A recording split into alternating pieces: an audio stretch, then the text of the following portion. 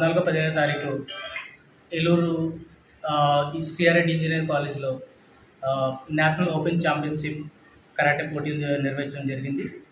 అందులో లక్వరం చెందిన ఇద్దరు పిల్లలు and Sonakshi and Udvitha and gold medal సాధించారు. అండ్ 11 ఇయర్స్ కేటగిరీలో అండ్ 9 ఇయర్స్ కేటగిరీలో మెడల్స్ వచ్చినాయండి. నమస్కారం అండి.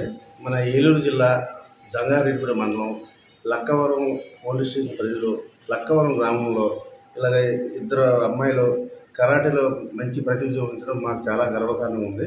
అమ్మ, నీ పేరేంటమ్మా? సోనాక్షి. అలాగే ఈ అమ్మాయి కూడా ఇద్దరు కూడా గోల్డ్ మెడల్ సాధించడం మాకు కూడా చాలా ఆనందంగా ఉంది, గర్వకారణంగా ఉంది.